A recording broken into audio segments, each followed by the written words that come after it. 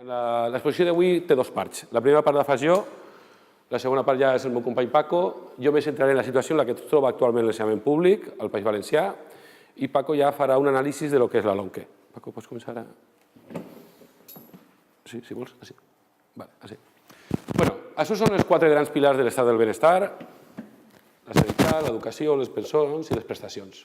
Com vam veure, des de 2007-2008, el que hem vist ha sigut com s'ha anat desdonant l'estat del benestar. Dia a dia, divendres darrere divendres, veient com hi ha algun decret, o es privatitza algun sector, o es redueix algun dels drets que històricament s'havia guanyat per la classe treballadora, i en l'excusa de les retallades, o que hi ha que reestructurar o que hi ha que flexibilitzar, veient com, evidentment, el primer gran paquet, que és la sanitat, a nivell pressupostari és un dels més grans. La despesa farmacèutica s'ha reduït, el que és el copagament, encara que avui el Tribunal Constitucional, els tribunals diuen que no és acord de la llei, però veient com directors d'hospitals denuncien públicament com hi ha tractaments contra el càncer o tractaments que són molt cars, que han de seleccionar a quin malalt el donen i a qui no. Hem vist també una reducció molt important en personal. Hi ha directors d'hospitals o directors d'urgències que denuncien que no tenen suficient personal. La inversió en manteniment és igual. Per a mi hi ha un emblema, que és el Príncipe Felipe, el centre d'investigació que hi havia a la ciutat de València. La cúpula va dimitir, fa un any o fa 2 anys, va tindre que dimitir perquè en un any s'havia reduït a la meitat el seu pressupost. Així s'investigava contra el càncer, tot el desenvolupament de cèl·lules madre, hepatitis, etc. I, curiosament, este dilluns estaven donant uns premis Jaume I a la ciència. És tota una mentira, tota una vergonya, no? En educació és molt paregut. Compartim la reducció de personal, només este curs tenim 2.200 professors menys. Inversió en manteniment, tenim dos col·legis, un que se va caure en la Vall d'Uxó, se va trencar el sostre a la part de dalt, en Santa Pola es va trencar el que era la part de baix. La inversió en manteniment està molt mal. I les beques, ara anem a veure com les beques, aquest gran nivellador social, i aquesta possibilitat, aquesta ferramenta per a que aquelles persones que no tinguen recursos puguen accedir a l'educació, el que hem vist ha sigut que s'estan eliminant quan no reduint a la màxima expressió. El segon dels pilars també que va començar a atacar-se van ser les prestacions. Sabeu que els aturats, a partir del 5è o 6è mes, li retiren la meitat de la prestació d'atur. Vam veure com s'incrementaven tot el tema de los EREs. El tema de les baixes, nosaltres, per exemple, els funcionaris tenim un nou decret a principi d'any, que era l'incapacitat transitòria, és a dir, es penalitzen que es posen malalts, i els malalts de dependència el que s'ha fet ha sigut rebaremar-los. Què vol dir això de rebaremar-los? Que una persona que tenia un grau A passe mal B per a pagar-lo menys. Sempre estem en la mateixa. I ara toca el turno del gran paquet que tenim en els pressupostos generals de l'Estat, que són les pensions. Al principi estaven ja donant-li voltes, com ho feien. Primer van dir, no ho baremarem en funció de l'IPC. Ara ja no només és que no serà l'IPC, sinó que es podran trobar els pensionistes que l'any que ve o dins de 2 anys, en vez d'una pensió X, cobren 100, 150, 200 euros menys. Aquesta és la situació que millor relata quin és l'estat en què ens trobem els centres al País Valencià. És una foto d'un professor, una cartulina de forma molt simple, molt senzilla, i podem veure com la retallada des del curs 2010-2011 fins a l'últim curs, en alumnes veiem que en molts centres s'ha incrementat en contra del que la consellera dia a dia diu en les seues intervencions. El professorat s'ha reduït les plantilles, en este podeu veure ben clarament, tenim quasi 14 professors menys, i el pressupost pràcticament és la meitat. La meitat del pressupost menys. Hi ha centres on no pots fer fotocòpies, hi ha centres que no poden pagar la llum, etc. Situació de l'alumnat, 2012-2013. El primer que trobem són classes massificades, sobretot en aquelles ensenyances que no són obligatòries. Estem parlant del batxillerat, estem parlant d'escoles d'idiomes, de cicles formatius. Després també l'ESO se puja la ràtio i este any torna a la primària. L'arranjament escolar, una de les coses de les que farà, serà les aules de primària augmentant la ràtio per a permetre tirar a més gent al carrer i en les classes tindre més... Perdó? Més baixet? Ai, sí, perdona. I en les classes el que permetrà seran més alumnes a les aules i el que comportarà a nivell educatiu.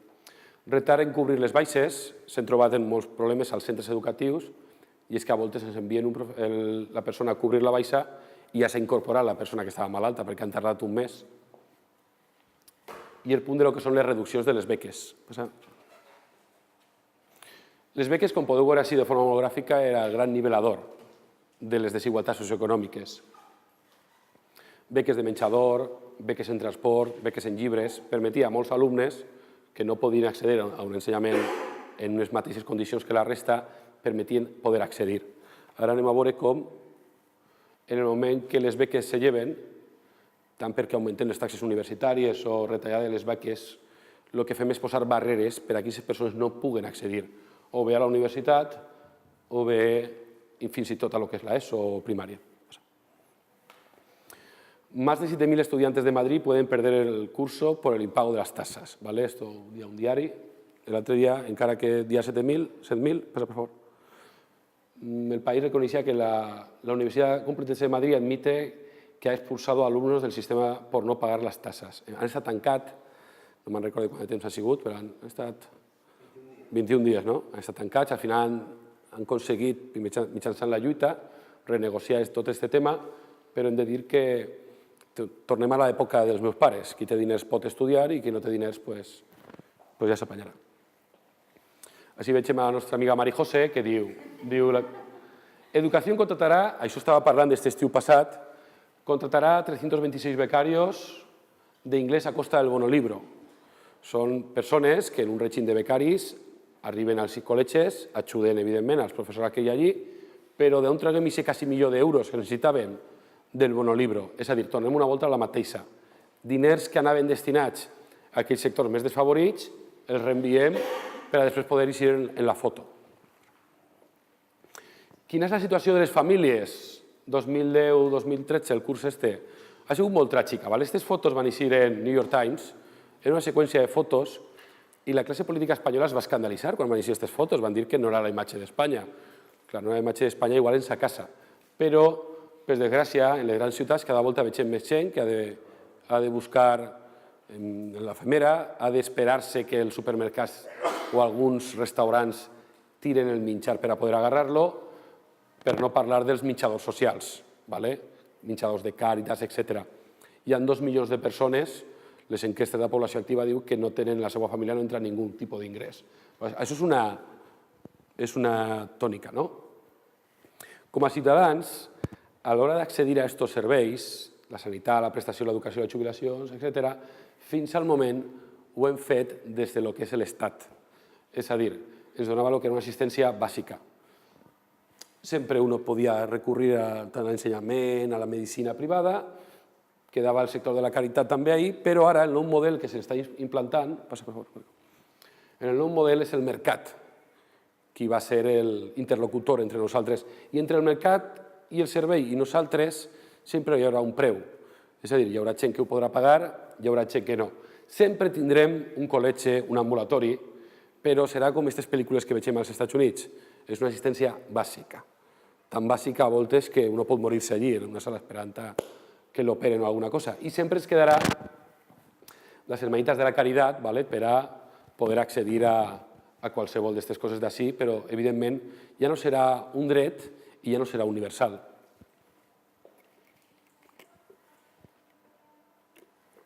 Situació del professorat. Hem vist com ens augmenten l'alumnat en les aules. Les meves companyes de batxillerat tenen 38 alumnes en primer de batxiller. Hem vist 3 o 4 reduccions salarials. Hem vist com ens augmenten les hores i el més trist de tot és que ens han augmentat les hores en detriment i per a poder, en aquest cas, acomiadar a companys nostres. És una cosa un poquet macabra, no? Jo veig com en el meu departament i les 2 o 3 hores que fem de més a la setmana cada company és a canvi de que l'administració ja ha pogut acomiadar a un company meu. Entonces, estem sempre en aquesta dinàmica. Les reduccions de les plantilles en cicles formatius i en secundària només des de 2009, parlem de 2.700 professors, i en primària, per al curs que ve, el nou arranjament escolar parla d'uns 649 professors. I, curiosament, ara després ho veurem, estan tirant gent al carrer, estan ampliant les aules perquè la consellera d'Educació diu que la taxa de natalitat ha baixat i que no hi ha suficients alumnes, i paral·lel a això anem a veure com creen els nous centres d'iniciativa social, que ara els veurem en seguida. Segon apartat important és la política de concertació i privatització. Ara s'està fent ja de forma radical i fa xocar cada volta més els interessos del que seria una escola pública i universal amb els centres concertats privats, que anem a veure. Hem de dir que el centre concertat és una empresa privada, encara que la consellera l'altre dia vam anar a parlar amb ella i dia que no, que era una empresa pública. Li van dir que no, que un centre concertat era una SA, era una empresa privada, que era contractada per l'Estat. És una empresa privada, està pagada amb fons públics i tots els serveis no són gratuïts. Hi ha tres barreres. Una és econòmica. Costa de casa dels pares, un centre concertat de València, on tens que portar l'uniforme. I l'uniforme has de pagar al principi del curs. I si no tens els 120 euros, pots entrar. Tens que comprar-te l'uniforme. Primera barrera. Una segona barrera. I si jo no soy de los legionarios de Cristo, de Opus Dei, o qualsevol d'estes, no sé com anomenar-los, o no vull simplement que no vull ballar a un col·legi que siga religiós, segona barrera, o no me deixen entrar perquè el meu fill és macoquí. I després hi ha una barrera física. Quan jo concerto un centre que està a les afores de la ciutat, on només pot anar un grup de persones, i aquestes persones que no tinguin un transport o no se'l puguen pagar, no poden anar. Entonces, com veiem, aquestes tres característiques li donen a que els centres concertats no són universals. Ahir nosaltres, on estem en el Caminàs, ara estan fent la matrícula, van els nostres alumnes i qualsevol pot anar allí, demanar un sobre de matrícula i fer-lo. És universal. Les famílies amb recursos econòmics podran anar i aquelles que compartisquen creença i ideologia. La resta, evidentment, no. I als centres públics, l'administració el que vol és crear un gueto, perquè ara veurem, això és tota una orquestra, tot el que vulgui anar, evidentment, faltava més, va als centres públics, però sobretot aquelles persones com veurem també que siguin rebutjats dels altres centres que acabaran anant també als centres públics. Ara ve el del districte únic, per a que anem enllaçant totes les peces del trencaclosques. El sistema actual és un sistema on les famílies tenen assignades un centre, normalment en funció de la teva proximitat, és algo paregut a l'ambulatori. El districte únic el que fa és que diu que les famílies podran elegir, cuidado amb això de podran elegir. Anem a utilitzar la imaginació i anem a pensar que això són finques, és una forma molt... I un centre educatiu. Actualment nosaltres tenim un sistema en el qual se donen una sèrie de places en funció d'on estigues. És el més coherent. I tu tens així un centre, pots optar a aquest centre sempre que tingués... El que volen fer ara, és, a partir d'ara, qualsevol, en teoria, pot elegir. I ara ho veurem, que està molt relacionat amb la LOMQE i en un nou decret que vol traure... Un moment per quedar-li, per favor. I un nou decret que vol traure la Conselleria per el qual s'establisca un rànquing de centres. És a dir, un rànquing de centres en funció de les notes que traguen els xiquets. Si en aquest centre concertat, on no deixen entrar els alumnes nouvinguts o en alumnes amb necessitats educatives específiques, les notes seran molt millors que en la resta. Entonces, en el rànquing de centres d'estos tres, qui serà primer? On voldran portar tots els pares als seus fills? A aquest centre d'ací. Anem a trobar-nos en una sèrie de problemes. Passa. Per favor. I si en els centres d'enfront de la meva casa no hi ha places? Ja t'apanyaràs. I si el centre que tinc més prop és concertat i jo no vull portar-lo al meu fill a aquest centre? Gasta-te els diners, l'autobús o porta el teu fill, no? I ara anem a lo que és la privatització ja més radical de l'ensenyament públic. Dice, Català, està parlant de la consellera, confía en que la licitación de los 7 primeros CIS de la comunidad se haga en verano. CIS, Centres d'Iniciativa Social. Anem a veure el que és això. Actualment estem veient com un trasbassament de rendes del capital a rendes del treball, i el que veiem ara és que moltes empreses que van participar en el boom immobiliari s'estan fent càrrec de la gestió d'hospitals, d'aeroports, empreses públiques. I ara ho van a fer també d'instituts i de col·legis. És a dir, una transferència de serveis públics de la titularitat o gestió cap a una empresa privada. Què és un CIS? Un CIS és, ara l'Ajuntament de Castelló agarra un solar públic i li cedís a una empresa privada per a 50 anys renovable i li vincula una sèrie d'alumnes, obligatòriament. És a dir, és un negoci segur. Jo li diré a aquesta empresa, vas a tindre 300 alumnes per a guanyar diners, 300 alumnes. I si un any no me matriculen 300 persones, no passa res perquè jo te pagaré la diferència. És un negoci segur. I tindràs, a més, un contracte durant 50 anys, renovable. I tu no pagaràs el lloguer perquè això és un terreny de l'Ajuntament. És el model de la sanitat de Madrid que anem a veure. Este article és de 2011 i diu la Generalitat abre las más vías para la privación de la enseñanza pública. Este article és de 2011, l'actual és d'esta setmana. Veiem com és una política que ve de lluny, no és una cosa que és actual. On està el negoci? Concessió o venda d'un servei públic, els clients estan segurs, l'Estat pagarà un cànon a aquesta empresa, contractarà menys gent i li pagarà, els salaris seran més baixos. No li pagarà el mateix que me paguen a mi. I no farà les mateixes hores la persona que treballa allí que jo. Més de 1.000 firmes contra el CIS a Massamagrell. Passa, per favor. La Plataforma per l'Ensenyament Públic de Torrent denuncia la cessió de sòl públic. Avui hi ha una manifestació en Torrent, a la costa de València. Han agarrat una parcel·la de sòl públic, els cedeixen a una empresa. Entonces, ja... La plataforma diu, és il·legal perquè no ha consultat al Consell Escolar Municipal, és innecessari, Torrent té suficients places per a l'alumnat de primària i és un exemple de malbarament. Fa falta donar-li aquests diners a una empresa privada quan tenim col·legis, quan estem acomiadant amb professors, tenim aules, estem pagant-les? Fa falta continuar despilfarrant més diners? Es el modelo que se copia de la sanidad. Mireu, el Gobierno Regional de Madrid cierra unos 32 hospitales madrileños. Agarra un hospital madrileny sencer i el tanca. Al seu personal el reubica. Enseguida tenim Móstoles té una parcel·la per construir un hospital privado con 110 camas. Un ajuntament públic cedeix una parcel·la pública a una empresa privada. Sempre paral·lel, una cosa en l'altra. El Hospital de Torrejón cobrarà 570 euros por paciente. Ja està. Li anem a assignar uns pacients i cobrarà una quantitat de diners. I anem a un doble pagament dels serveis públics, perquè jo, com a ciutadà, estic pagant uns impostos on teòricament entren uns centres públics. Però ara l'administració me diu que ja no puc portar els meus fills a aquest col·legi, o no puc anar a cert hospital. He d'anar a un privat, on els serveis no són universals i he de pagar un preu. Entonces estic pagant dos voltes perquè jo ja ho he pagat. La meva nòmina, els meus impostos, etc. És una situació un poquet curiosa. Els interins ens trobem en una situació també precària a final de curs. El dia 3 d'abril es va aprovar un nou acord d'interins que el que feia era dividir el col·lectiu. Se dividia, com podeu veure, es va dissenyar 3 esborranys, com podeu veure així, i se rebaremava. El primer esborrany el que dia era interins que hagin aprovat la fase d'oposició, encara que no hagin tingut la plaça, i tots els interins amb alguna prova suspesa i els interins de les borses extraordinàries, és a dir, aquella volta que l'administració ha demanat personal per a cobrir una bolsa X i no ha demanat examen. En el segon esborrany introduïa una xicoteta millora, entre cometes, en aquesta part d'ací, que deia interins amb alguna prova suspesa amb serveis prestats abans de 1993, a això no es tocava.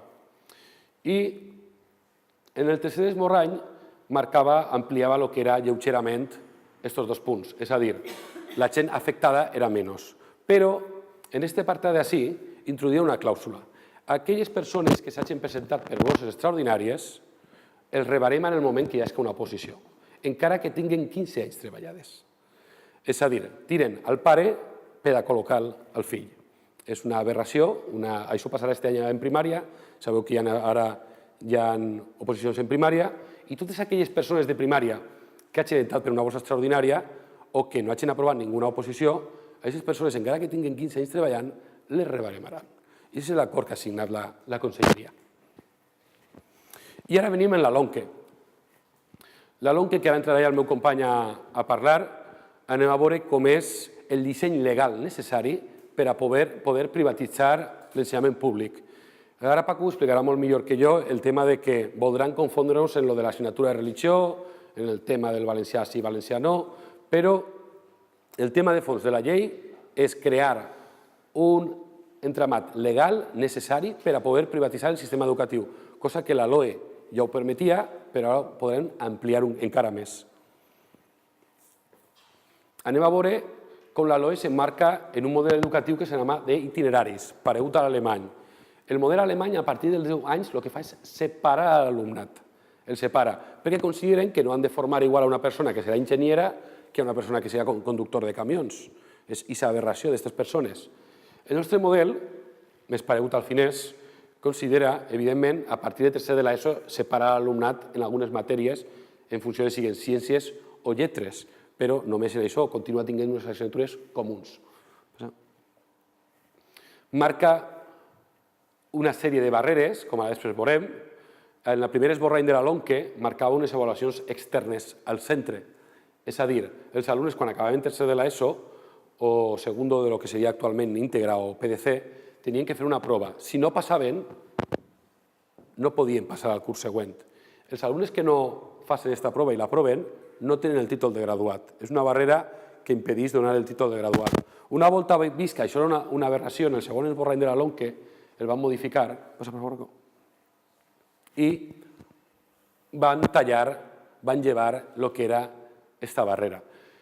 Avaluació externa. Què vol dir això d'avaluació externa? Que la farà personal extern al centre. Alguna empresa privada, amiga o amic d'algú de turno, farà avaluar els nostres alumnes a final de curs i si no aproven, no els donem el títol en l'ESO. Podeu veure així que marca dues opcions, l'opció acadèmica i l'opció professional. Aquelles persones que vagin a la universitat faran aquesta opció d'ací i aquelles persones que vagin als cicles formatius, però a més fa una cosa. En tercer de l'ESO els obliga a elegir dos tipus de matemàtiques, unes fàcils i unes difícils. I en funció d'aquestes matemàtiques després tindràs que optar ací o tindràs que optar ací. És a dir, estem desviant el fracàs escolar hacia els cicles formatius. I una altra cosa, el que ací posa FP bàsica és actual PQPI, en els centres que donen programes de qualificació professional, els nostres alumnes que fan un programa d'estes, als 2 anys els donem el títol de graduat en l'ESO. Ara no ens donaran un títol, ara ens donaran la llibertat de presentar-se o a aquesta prova d'ací, la qual cosa no aprovaran, o a aquesta prova dels cicles formatius, quan ara ja entren directament. És una forma de posar sempre una barrera més. Passa, Paco, per favor. I jo ja acabo en aquesta foto d'ací. Aquesta foto són uns xiquets que estan mirant la finestra de sa casa i, bueno, sí, hi ha gent que ja m'he vist la xerrada un parell de voltes, però sabeu el que estan mirant? Una cosa, per desgràcia, està molt de moda, és la moda. Una moda actual que hi ha. Sí, però per què se tira molta gent per la finestra? Desnonaments, molt bé. Hi ha una moda actual que és tirar a treballadors al carrer, tirar a alumnes de les universitats, tirar a gent, a famílies de les seues cases. Estos són una família que estan mirant al carrer, estan a punt de ser desnonats, i el fotògraf ha fet la foto des de darrere. Jo penso que en la situació que estem actualment, aquesta llei l'únic que farà és posar més barreres encara i més problemes, i sobretot més problemes a qui menys tenen, com és normal. I en la situació en la que estem actualment, de desnonaments, d'atur, i una situació de crisi com la que tenim, però crisi de valors, jo penso que aquesta llei l'únic que farà és ampliar i convertir a aquests alumnes que tenen aquests problemes, en vez d'ajudar-los, ayudarlos un poquet a espentarlos un poquet més. Quan a voltes llegis un diari i diu se suicidó, pero era porque estaba pasándolo mal, no era por lo del desahucio. Dius, claro, faltava més, que fuera por lo del desahucio. Vale, pues és una espentona més. I ara ja entra Paco i entra el meu company Paco.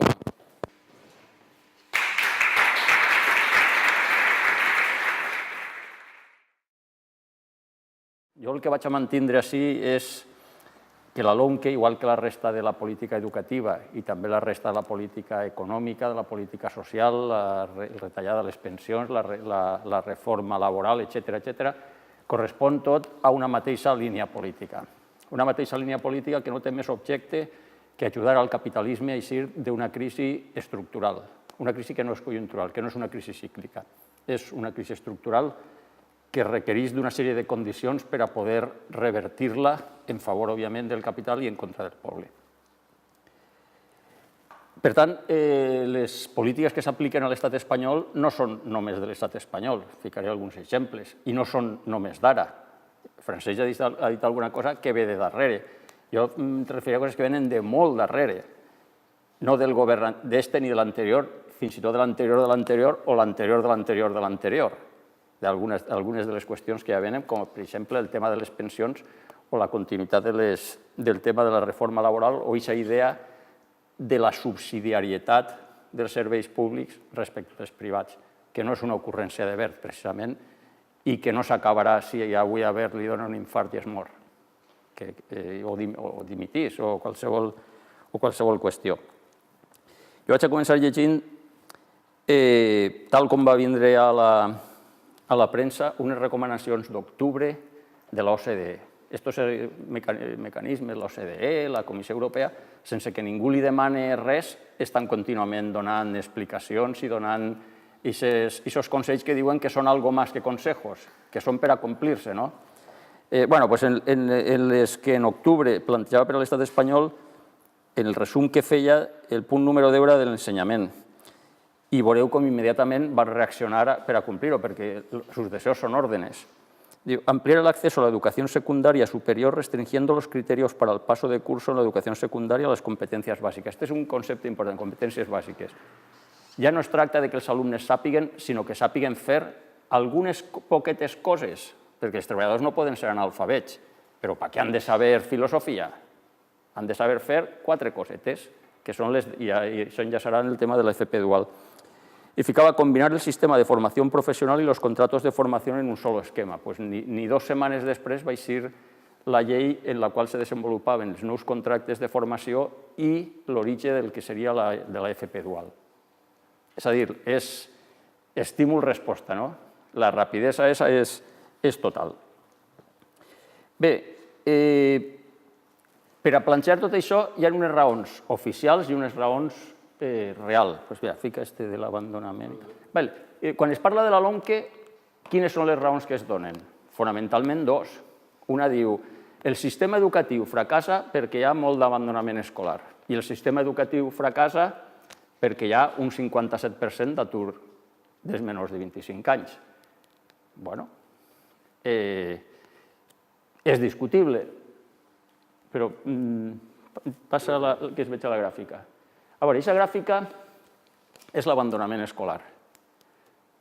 Si l'abandonament escolar és culpa del sistema educatiu, el sistema educatiu dels últims anys és boníssim, perquè a partir de l'any 2008, aquesta gràfica és la de l'Estat, la blava, vegeu, no fa més que baixar.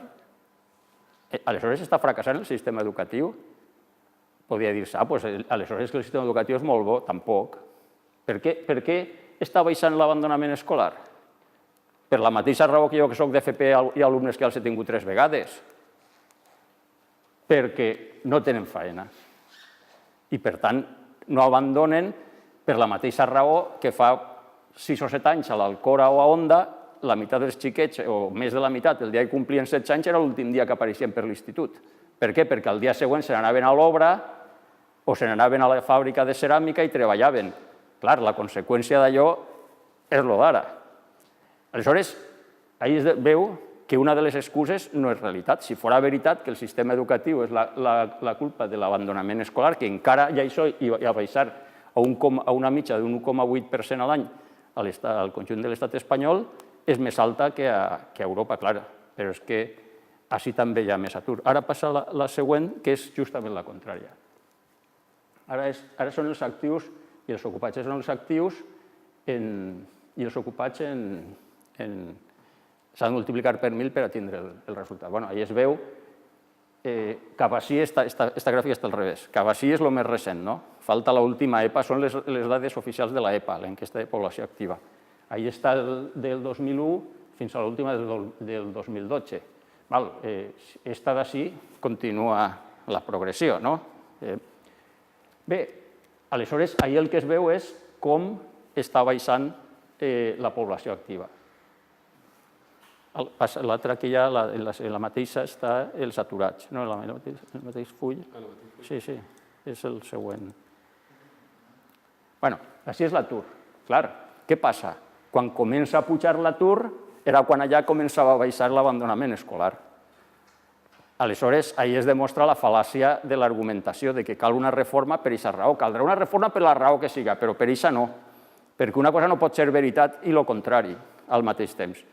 Si el sistema educatiu és roïn per una raó, serà bo per l'altra o a la inversa. Per tant, si la raó oficial no és real, alguna serà la raó, perquè per alguna cosa faran totes aquestes reformes.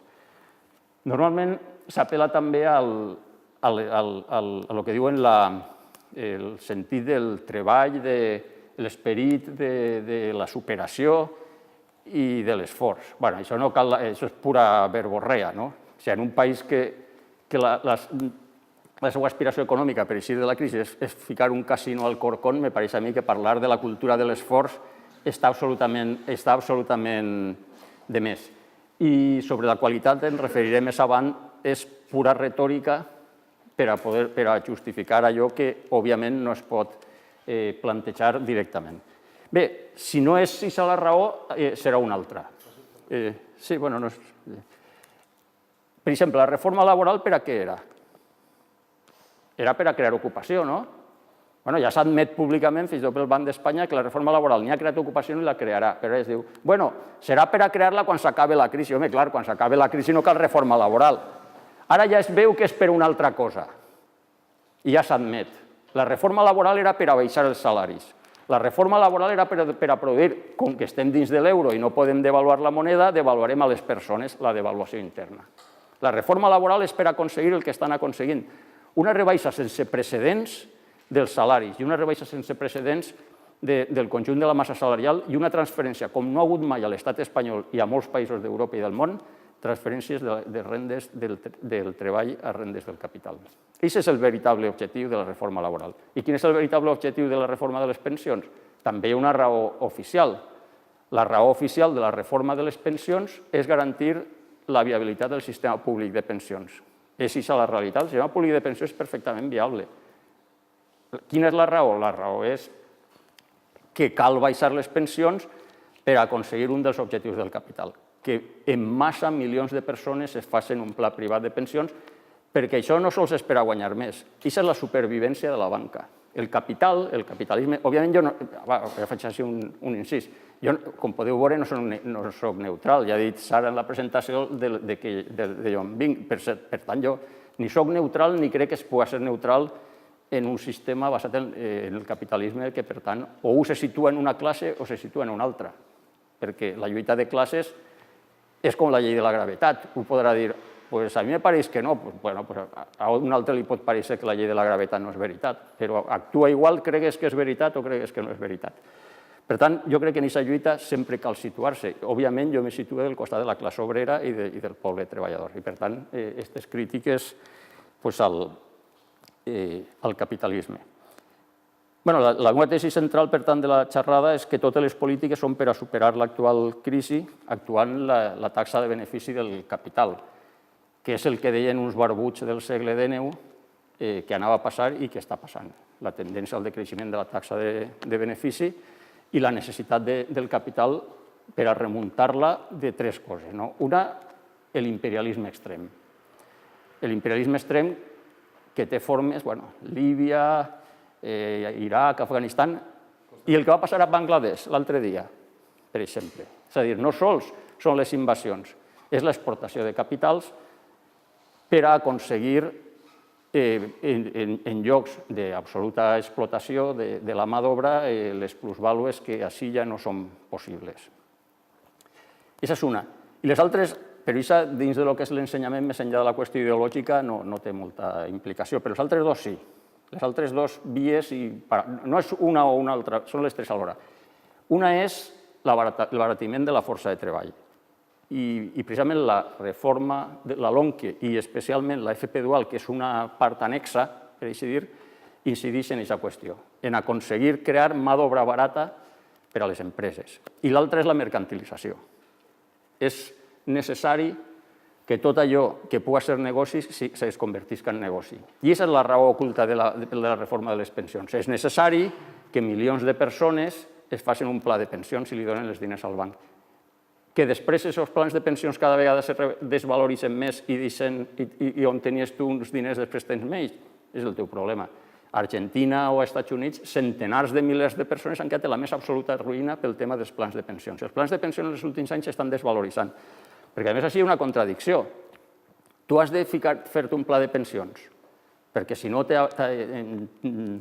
t'amenacen que no tindràs pensió. Però amb quins diners? Si al mateix temps t'estan baixant el jornal, al mateix temps estan pujant els preus de tots els productes, estan pujant l'IVA, etc. És una contradicció, però Això és una crisi estructural. És el malalt que si li fiquen un medicament per una cosa li fan mal l'altra i quan li fiquen mal l'altra se mor d'un infart. Doncs un poc aquesta qüestió. Però si els que acabaran morint-se si no reaccionem som nosaltres, perquè som els que pagarem totes aquestes qüestions. Per tant, desvalorització de la força de treball ho estan aconseguint en la reforma laboral, en tota una sèrie de qüestions que la reforma laboral permet no sols tirar a la gent amb menys diners, sinó que pagar salaris més baixos. Permet també això que diuen el despenjament del conveni. L'altre dia venia una estadística amb més de 1.300 despenjaments des que està en vigor la reforma laboral. Permet coses com una que falta un mes i 2 dies perquè passe. És que els convenis perden el que es diu l'ultraactivitat. És a dir, els convenis perdran la validesa i afecten aproximadament a 4 milions de treballadors els convenis que la patronal allarga perquè sap que si acaba és algo així com un equip que tira pilotes fora. Per què? Perquè sap que s'està acabant el partit i jo vaig guanyant. I si arriba al final, jo he guanyat. Per què? Perquè els convenis perdran la vigència i automàticament van al conveni superior. Si hi ha un conveni superior, perdran drets. Però si no hi ha un conveni superior, van a l'Estatut dels Treballadors, és a dir, al salari mínim i a no tindre pràcticament cap dret.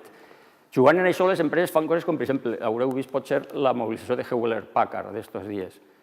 L'empresa està plantejant treballar no sé quants dies més a l'any, absoluta llibertat per a tindre el control de l'horari, és a dir, ara tu vens per la nit, i una rebaixa salarial important. Coses paregudes. El conveni, per exemple, de grans superfícies, en una rebaixa del 20% aproximadament i 4 dies més de treball a l'any, i tota una sèrie de coses. Per exemple, el conveni de la ceràmica. El conveni de la ceràmica han signat 2 anys seguits de congelació salarial. Clar, al costat del de Hewlett-Packard o al costat dels altres, encara és una sort, però òbviament és una pèrdua. És a dir, estan aconseguint. I la mercantilització va endavant. Per exemple, aquests dies està eixint molt el tema de Renfe. La tallada de línies i totes aquestes coses, i al mateix temps està en marxa el pla de privatització. Tota una sèrie de línies d'ací a pocs mesos, aquest any o l'any que ve, com a molt, seran privades. Seran privades.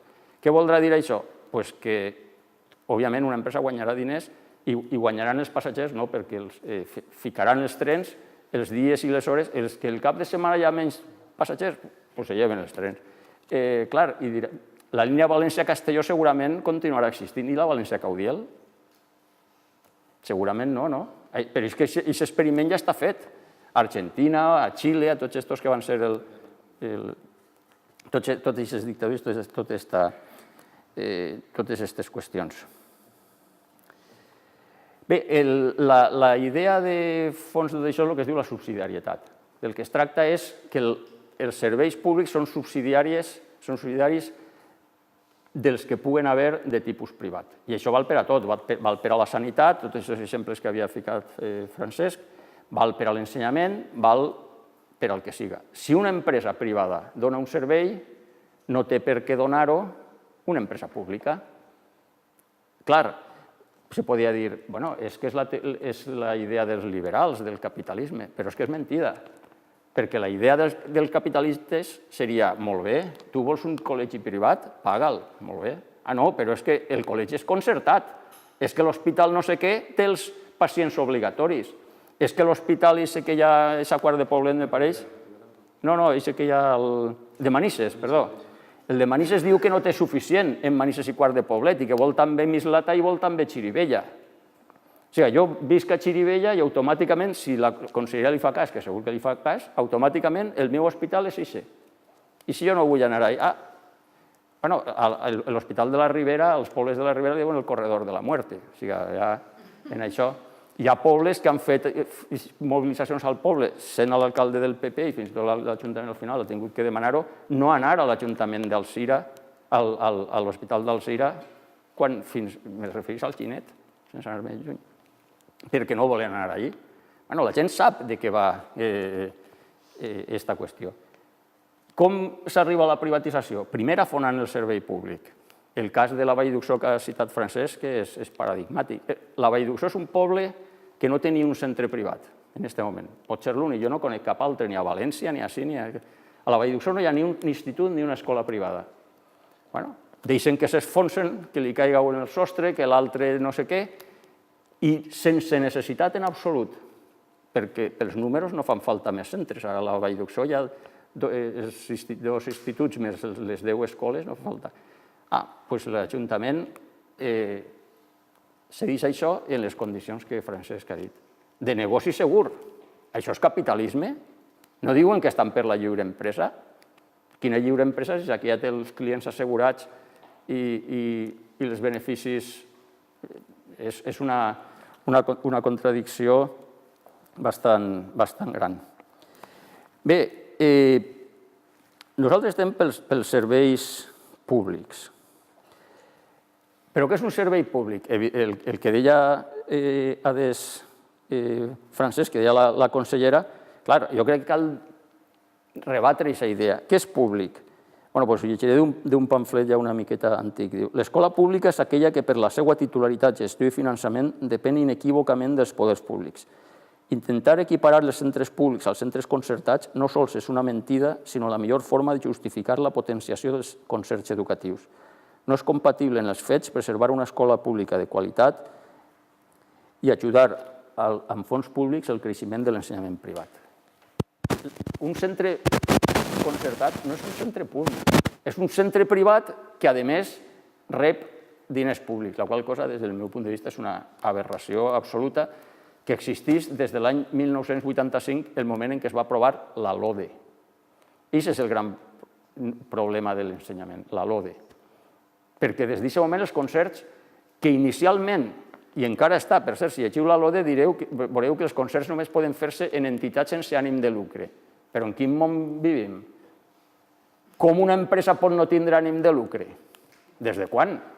A veure si també això de la Renfe també serà sense ànim de lucre, no? I és per portar passatgers, perquè, no sé... És veritat que l'ensenyament té una altra característica. L'ensenyament té també un aspecte ideològic. L'ensenyament és un aparell ideològic. Tota societat, per a reproduir-se, necessita la reproducció material, però també la reproducció ideològica. Què produeix l'ensenyament?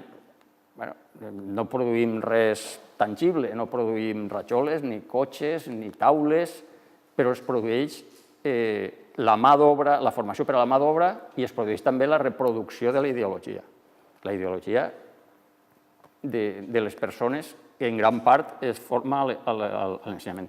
Clar, podria pensar, si és veritat, que no té tanta força com en un altre moment, en què pràcticament la formació d'un xiquet es feia a l'escola. Avui la televisió, internet... És a dir, moltes coses poden interferir-hi, però encara i això és un element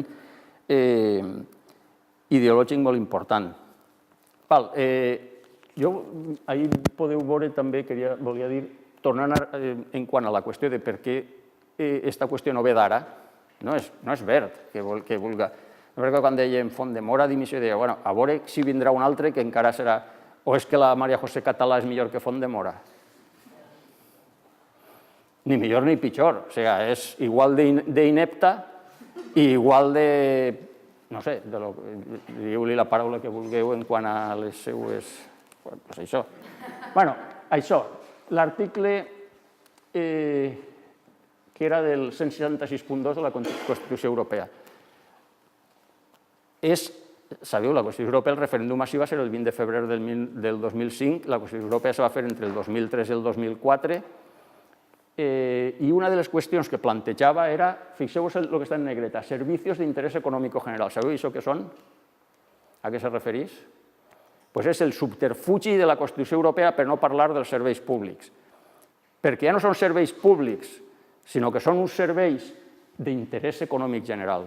Això és l'ensenyament, això és la sanitat, això és el servei de correus, això és els ferrocarrils, això són les pensions. Clar, i la qüestió de fons és que tot això té que estar dins del mercat, de la lliure competència i totes aquestes qüestions. És a dir, es trasllada de ser un dret a ser una mercaderia. Per això és la Constitució Europea. Clar, direu, però la Constitució Europea no ha entrat en vigor, com que no? La Constitució Europea era un llibre, no? Ara jo agafo este llibre, el partís en dos trossos, i a un li diu Tratado de la Unión, també dit Tractat de Lisboa. Hi ha un altre, Tratado de Funcionament de la Unión.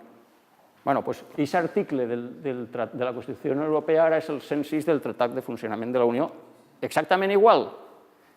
Només que on deia Constitució Europea ara diu de los tratados. Clar, pues la Constitució Europea... Bueno, aquest és el frau de la Unió Europea i de lo que significa l'Europa del capital. I d'on venen totes aquestes polítiques? Perquè quan va el president del govern, l'anterior i l'anterior, i li diuen, vostè té uns deberes i tot això, no li diuen mai que faci centres públics, sempre és privatitzar, sempre és retallar, totes aquestes qüestions. Per tant, quan això, que és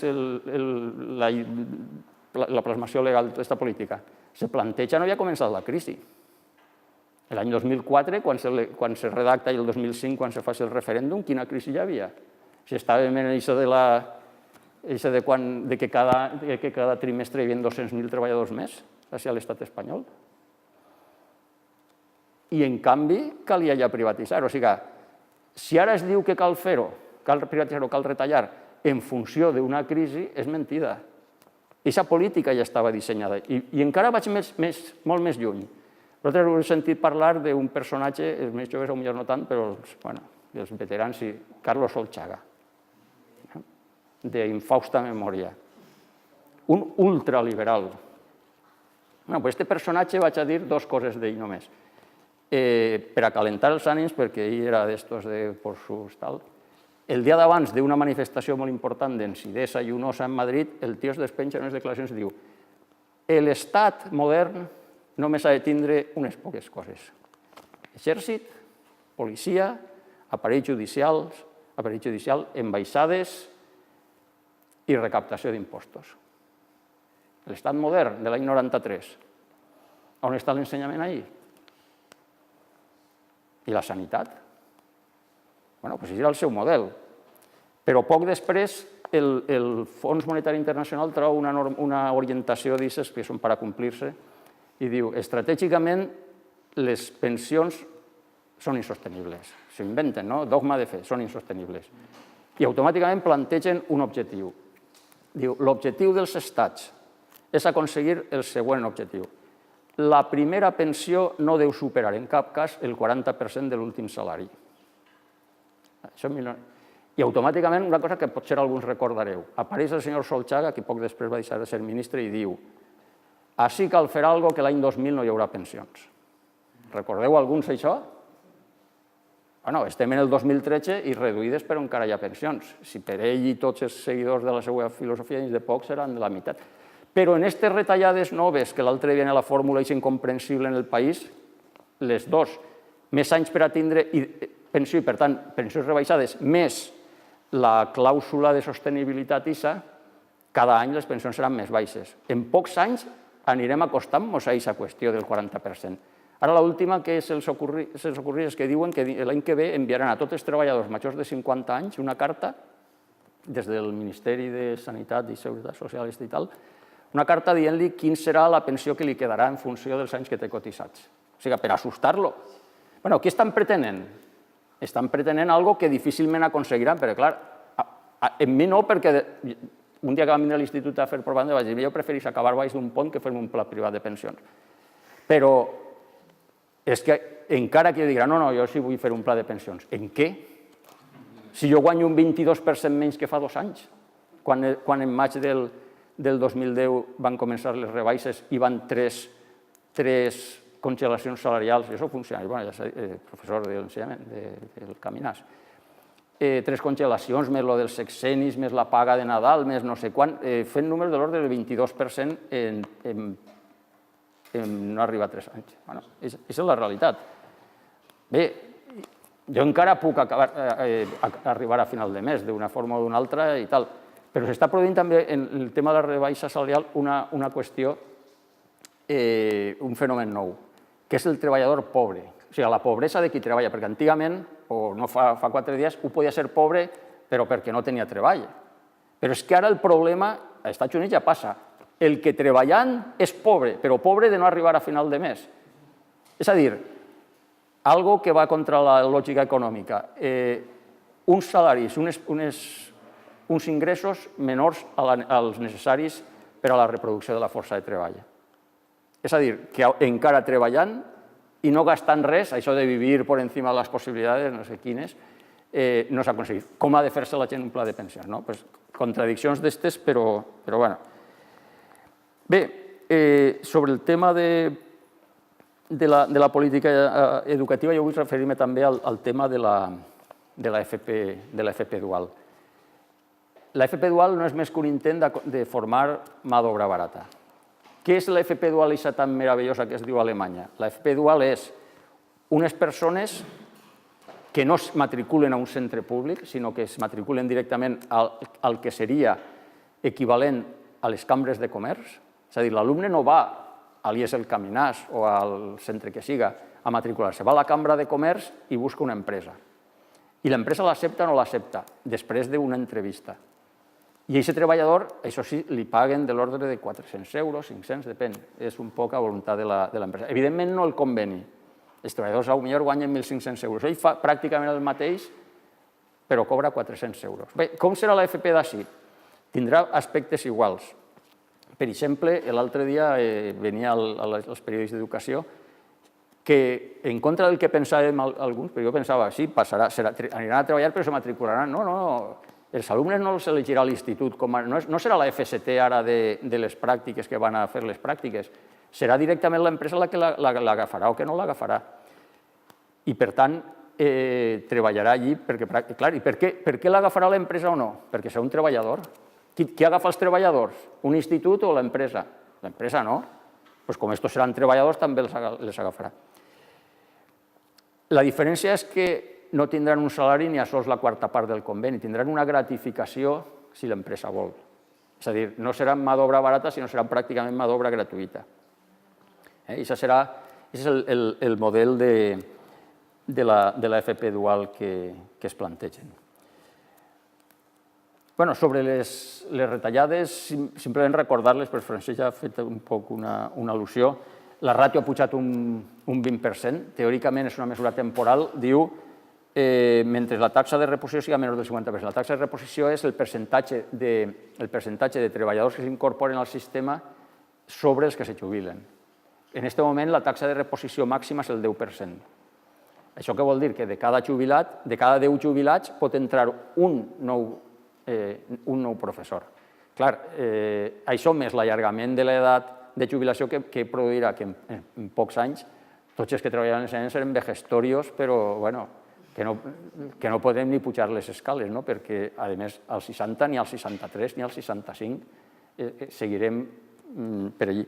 L'altre és l'augment de les ràtios. L'augment de les ràtios, ha ficat un exemple, però aquest curs i els cursos que ve s'agreujarà, perquè l'any passat la ràtio es va aplicar per a la matrícula, però a partir d'ara la ràtio s'aplicarà per a la planificació.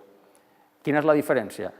Doncs les 7 línies de primària que han caigut a la ciutat de Castelló. Per què? Perquè si tu fas la planificació en funció d'una ràtio un 20% més gran, te sobren un 20%, si vols, de les línies.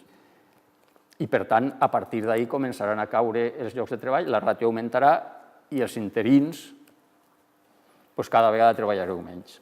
És el que plantegen. Evidentment, lluitarem per a que no passi. Totes aquestes reformes, totes aquestes retallades, per a què eren? Eren per a una de les propostes que feia el govern espanyol, propostes, no sé la paraula, plantejaments que feia per a que vegeren que eren alumnes aplicats i que feien els deures. L'objectiu era rebaixar un 1% fins al 2015 el percentatge dedicat per l'estat espanyol al PIB a ensenyament, és passar del 4,9 al 3,9. El 4,9 ja era molt menys del que en algun moment demanaven, quan deien que com a mínim el 6 i coses d'estes. És a dir, que ja era baix, no és que digueren que és que així teníem no sé què. Però rebaixar IC1 vol dir més del 20% del pressupost d'ensenyament en pocs anys. En aquest moment està aproximadament, segons el govern, els últims papers que ha enviat a aquesta entelèquia que diuen Brussel·les, en el 4,2. És a dir, que encara queda retallada per davant per arribar a aquest pla que teníem per al 2015. Però és que hem enviat també una projecció a 50 anys. I la projecció a 50 anys és que dins de 50 anys encara serà més baix el percentatge que es dedicarà. Ho dic perquè alguns pensen, bueno, això és un període, ja passarà. Ja passarà? Dins de 50 anys, bueno, alguns estareu, jo evidentment no, ni Bert, ni segurament el fill de Bert. Per tant, no és un problema temporal. Això no passarà, no és reversible, de dir, bueno, ja passarà i pujaran les pensions. Algú pensa això? Ja passarà no sé què i derogaran la reforma laboral, sí? I tornaran els salaris? Jo crec que no. Jo crec que això és el nou capitalisme que considera que el que es deia l'estat del benestar és un període transitori que ha passat. I aquesta és la realitat d'aquestes situacions. Però encara queda una retallada més. En els últims deures s'ha plantejat una rebaixa de l'1,2% de la massa salarial de la funció pública fins a l'any 2015. I aquest 1,2% què vol dir? En termes de números són uns 14.000 milions, aproximadament. I d'on han d'eixir? De la massa salarial de la funció pública. És la funció pública? Els mestres, els bombers, els metges, els agents judicials, jo què sé, tot el que és la funció pública, els policies municipals, que siga. Clar, aquesta barbaritat de diners eixiran de dues coses. Una rebaixa de salaris i de tirar la gent al carrer. Clar, no serà tot de rebaixa de salaris o tot de tirar gent al carrer, seran de les dues coses. Però els que cobrarem menys, doncs cobrarem menys. Però els serveis públics com quedaran? Doncs empitjorats. Si en un institut hi ha uns professors i hi han d'haver 10 menys, doncs millor no funcionarà, perquè els alumnes ja estem veient que no sols no seran menys, sinó que possiblement seran més, per l'augment de les ràtios. Entrant en la LOMQE, se justifica, ja hem vist, per unes fal·làcies i per una crítica hipòcrita a la qualitat de l'ensenyament. Per nosaltres, que òbviament estem per la qualitat de l'ensenyament, entenem la qualitat de l'ensenyament d'una forma molt diferent a com la pot entendre Bert en la LOMQE, perquè la Q o la C en castellà és qualitat, igual que la llei que no va arribar a entrar pràcticament en l'època d'Aznar també tenia la qualitat. O sigui, la qualitat sempre va per davant, però la seva qualitat és molt discutible, com ara veurem. Entrem en... A Castelló existís la coordinadora intercentres i vam fer un decàleg, a veure si el trobo per així, una proposta de resolució per als centres, és a dir, que molts centres o alguns centres l'han feta per enviar-la al Ministeri i fer-la pública. Doncs així venien algunes de les crítiques que fèiem. La primera és ideològica, quan la LOMQE reconeix que el seu objectiu és augmentar la competitivitat i l'empleabilitat. És a dir, és un objectiu purament econòmic i mercantilista l'objectiu de la llei. Òbviament, els nostres valors són uns altres, ahí fica solidaritat, cooperació, una formació integral dels alumnes. Clar, per a l'empleabilitat i la competitivitat no fa falta segurament donar moltes assignatures del tipus de la música o de la filosofia o moltes qüestions de les que pràcticament aniran fora en la llei. Un altre punt, el segon que plantegem, és que és una llei antidemocràtica perquè realment ha sigut únicament consultada en la jerarquia catòlica i en la patronal de la privada. Són els únics que veritablement han participat en l'elaboració. I encara planteja en el pròleg que és fruit d'un diàleg abierto y sincero con la comunitat educativa. Clar, és algo així com los CIS. Iniciativa social són els empresaris. Clar, la comunitat educativa són els empresaris de l'educació. I la conferència episcopal i tota aquesta cosa. El tercer apartat que plantejàvem és sobre el funcionament dels centres. El que plantegem és que els òrgans que podien permetre una participació del professorat, de l'alumnat, pràcticament queden buidats de contingut. Per exemple, fins ara es parlava per a moltes coses d'aprovar i avaluar projectes, la programació general anual, l'admissió d'alumnos. Vegeu com es degrada la paraula. No és el mateix decidir sobre l'admissió d'alumnos que informar sobre l'admissió d'alumnos, perquè qui decideix ara sobre l'admissió d'alumnes? Per ficar un exemple, o sobre les qüestions disciplinàries, sobre una sèrie de coses que venen ara. Qui decideix? El director. No director o directora, no, sempre diu el director. Ni a sols l'equip directiu, el director. O sigui, totes les competències que tenia el Consell Escolar i el claustre passen a la figura del director que s'elegirà per l'administració. Ja passa, o sigui, tal com està plantejat ara també l'elegeix l'administració, però és que ara ja no serà impossible que no l'elegisca l'administració, perquè com diu que la comissió de selecció tindrà més del 50% per part de l'administració i, òbviament, l'administració serà monolítica. Qui vaig allí no aniran un inspector i el director territorial i se barallaran allí, pues jo l'altre, no, l'administració anirà. El centre és el que normalment no anirà monolític, però és igual, encara que vaig a monolític, com a molt el 49%. És a dir, els directors seran elegits per l'administració, cosa que ja passa, per cert, perquè els centres tampoc poden anar monolíticament allí, van dividits o el que fora. Què tindrem? La figura del director professional, que a més veurem més endavant un apartat les competències que té sobre coses com la plantilla i tal, que ara veurem. I una cosa important també és que no ha de ser una persona del centre, un director. Ara quan vinguem i podrem veure un antic alcalde, un antic consellal o un antic assessor d'algun partit polític, de repente, evidentment ha de ser funcionari de carrera, però no ha de ser professor d'aquest centre. Sí, això de fet ja estava. El mateix nou que hi ha,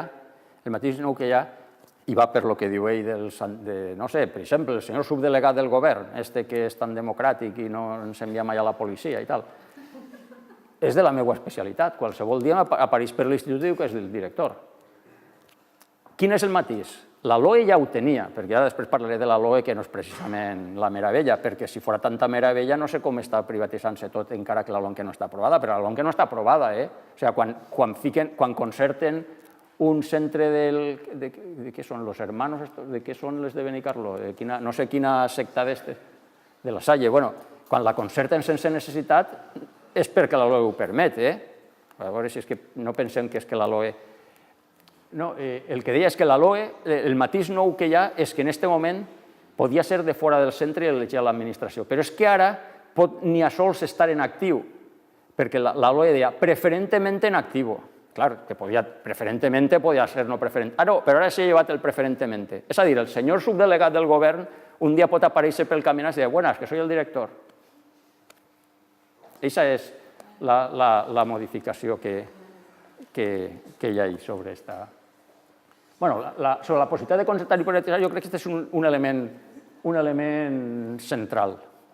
Fixeu-vos així una cosa, que este nou article, quan parla del sistema educatiu, diu, en general, el conjunto de agentes públicos y privados que desarrollen funciones de regulación de financiación. Aquesta és la paraula important que fica així. És a dir, pot formar part del sistema educatiu qui financie el sistema educatiu. Això ja passa a la universitat en part no, passa a la universitat, però ara passarà també a primària i a secundària. En pla ja així un poc de xascarrillo i tal, Coca-Cola patrocina este instituto. Forma part, financia. La financiació, i a més el director, una de les seues missions, a part de decidir-ho tot, és buscar recursos externs. Què són recursos externs? Sponsors, que se dirien en el futbol o en...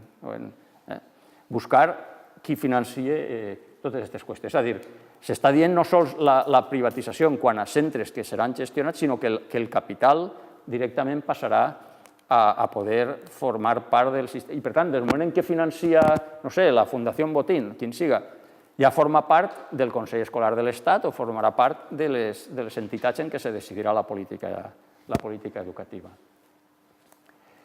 Una altra crítica molt important, el tema de la segregació de l'alumnat. Un dels objectius confessats és portar gent a l'FP. Consideren que a l'estat espanyol, a diferència, per exemple, del seu esquema a seguir, que és el model alemany, hi ha massa poca gent en l'FP.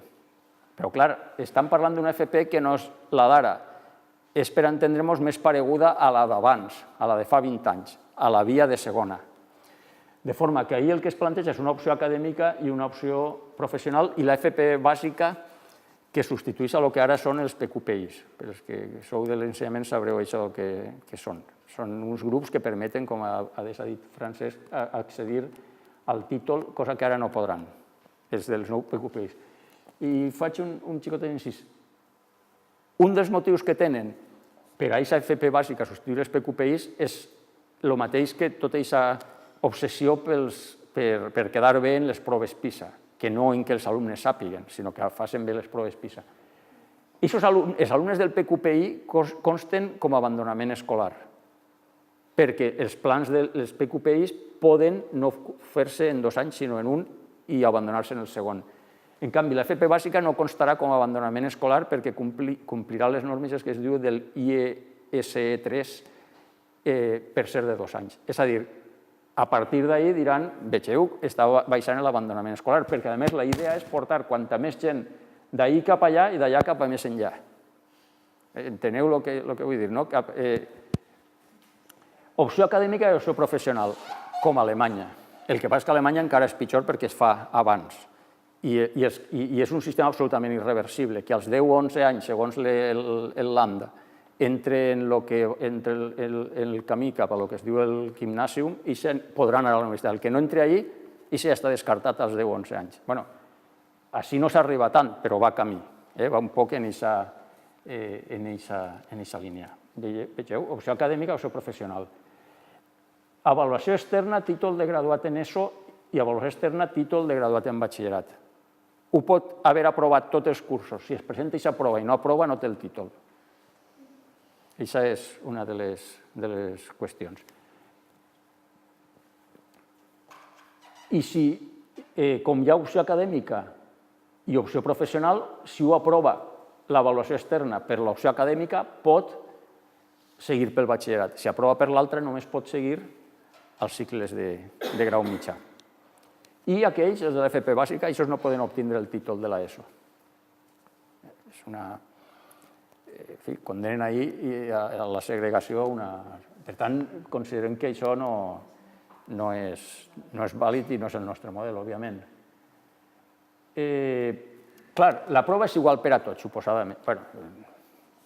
No sé això com ho podran fer per a que a tot l'Estat siga la mateixa prova, però o com a mínim en un lloc serà la mateixa. Però els alumnes no són iguals i els centres no són iguals i uns alumnes hi tenen unes coses i unes altres i aquesta prova no valora res de quina ha sigut l'evolució d'aquest alumne ni tampoc, per tant, l'avaluació que ha tingut en el curs. Per tant, plantejar la mateixa prova per a tot l'alumnat quan no tot l'alumnat té les mateixes possibilitats i les mateixes necessitats és també una injustícia. I al final és el de l'acudit. No hace falta que vuestros hijos estudien, ya lo hacen los nuestros. Perquè al final, este model on va? Este model va crear 3 xarxes diferenciats per a 3 classes socials o 3 sectors de la societat. La xarxa pública en un caràcter semiassistencial i per a qui no puga accedir a la resta, perquè d'algun lloc han d'eixir la massa dels treballadors, després una concertada per a més una certa formació i després, per molt degradat que estigui el sistema educatiu, caldrà que hi hagi ministres i caldrà que hi hagi qui elabori la ideologia per a que aquests que estan explotats accepten l'explotació. Caldrà ideòlegs, que el sistema requereix una contínua reproducció. Això estarà l'ensenyament privat, les universitats privades, els màsters i tota aquesta qüestió.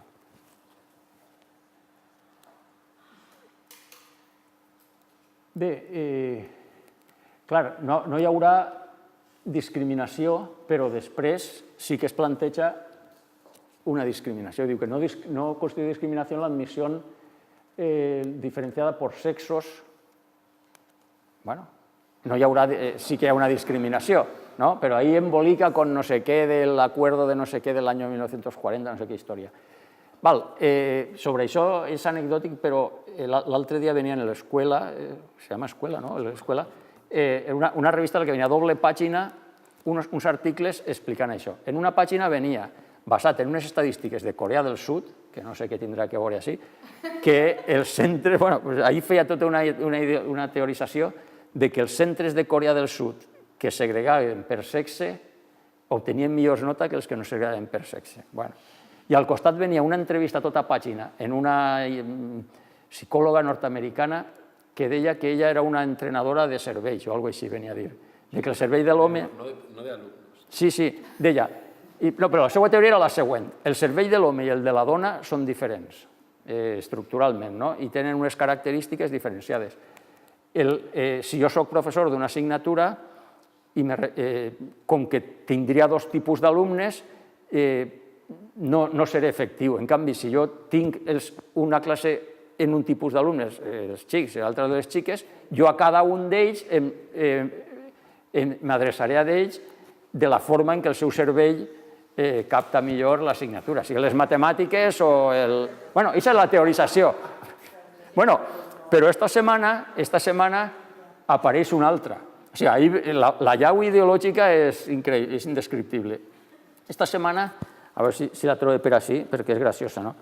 És un que diu que està demostrat el efecto religión y su influencia en las pruebas PISA de la OCDE.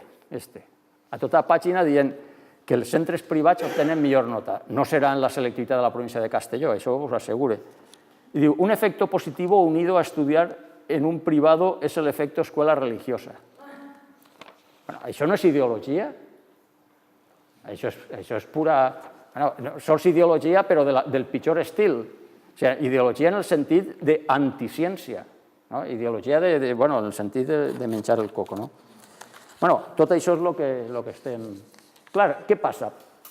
Que en aquest moment era una de les crítiques a la LOE, era que permetia això. De fet, com és ambigua, en uns llocs se fa, o sigui, sabeu, hi ha centres de l'Opus, d'estos tal, estan concertats i estan rebent fons públics.